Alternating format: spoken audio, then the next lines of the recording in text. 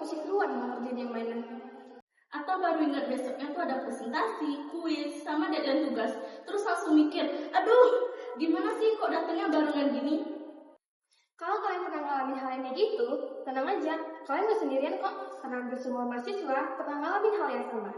Halo semuanya, selamat datang di Ngosip, ngobrol seputar psikologi. Di sini kita akan membahas tentang psikologi dan hal-hal yang berdekatan dengan kehidupan kita sehari-hari. Kenalin, aku Rifani Putri Ramadhani dan aku Rini Artaneli. Di video kali ini kita akan membahas sesuatu yang pasti pernah dirasakan oleh seluruh mahasiswa, yaitu stres. Bener banget nih Atta, apalagi kalau udah masuk masa-masa tugas menumpuk, presentasi, kuis, UTS, UAS, belum lagi kalau ada kegiatan organisasi atau masalah pribadi lainnya. Rasanya itu kepala udah hampir penuh duluan gitu.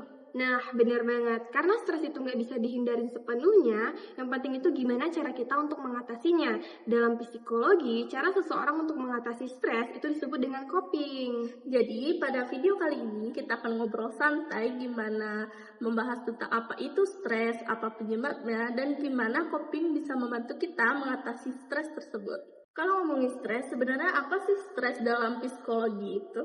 Nah, stres dalam psikologi adalah kondisi di mana seseorang merasa tuntutan ataupun tekanannya itu lebih besar daripada kemampuan yang ia miliki untuk menghadapinya. Jadi bukan cuman kayak tugas yang banyak aja, tapi gimana sih cara kita buat menghadapi situasi tersebut. Ya nih, kadang ada nih tugasnya sama, tapi reaksinya tuh berbeda-beda. Ada yang santai, ada juga yang langsung panik sendiri gitu. Nah, betul. Menurut penelitian tentang stres pada mahasiswa, sebenarnya stres itu nggak cuma dari akademiknya aja, tetapi lebih ke lingkungannya, kayak masalah pertemanannya, kekeluargaan, keuangan, ataupun cara dia buat ngatur waktu. Benar, semua itu sangat relate dengan kehidupan mahasiswa gitu. Karena tugas bukan yang bikin stres gitu, tapi justru karena masalahnya itu datang secara bersamaan gitu. Nah, setuju. Bahkan kalau yang membuat kita tertekan itu dari pikiran kita sendiri. Jadi kayak kita tuh takut nih buat ngecewain orang tua karena nilai kita jelek, yang akhirnya bikin kita jadi overthinking yang berlebihan. Kalau begitu, apakah stres selalu berdampak negatif, Atta?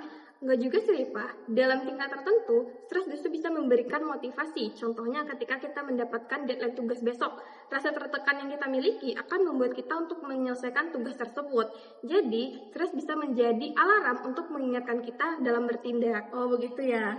Berarti yang benar itu ketika stres yang kita hadapi itu berlangsung terlalu lama atau terlalu berat, itu bisa mengganggu kehidupan kita sehari-hari. Contohnya itu kita mengalami sulit tidur, sulit berkonsentrasi, atau kehilangan semangat untuk berkuliah.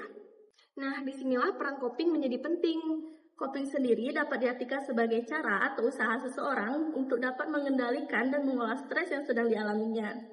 Nah, karena setiap orang tuh memiliki cara coping yang berbeda-beda. Ada yang lebih memilih menyelesaikan masalahnya itu secara langsung. Ada juga yang kayak aku nih, Ripa, lebih suka fokus dulu untuk nenangin diri sendiri. Benar.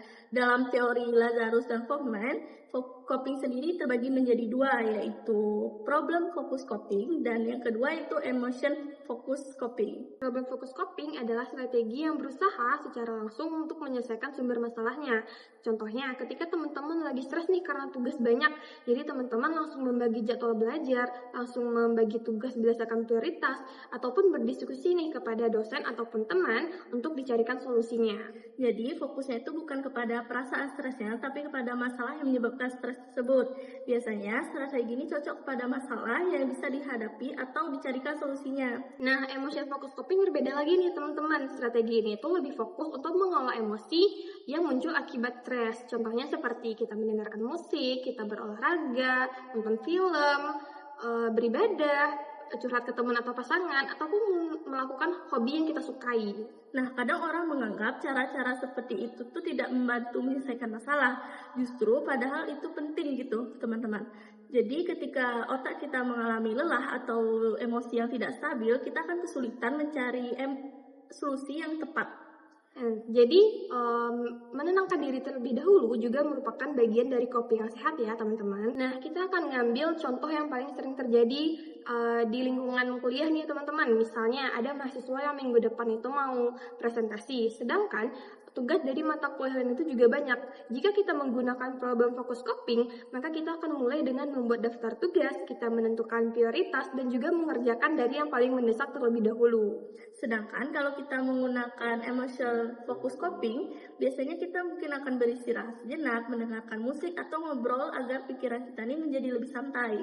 Tapi kalau menurut aku ya Rifa, yang paling efektif itu justru kita menggabungkan keduanya.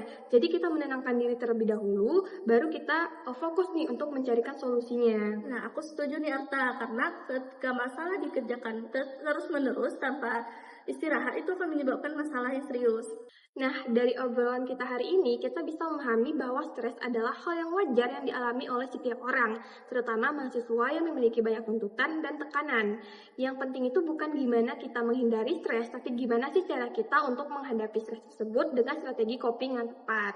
Semoga pembahasan kali ini menambah wawasan teman-teman tentang stres dan coping, serta membantu menghadapi permasalahan dalam perkuliahan. Terima kasih sudah menonton video kami. Aku Arta, Dan aku Rifa. kami berdua pamit undur diri. Bye.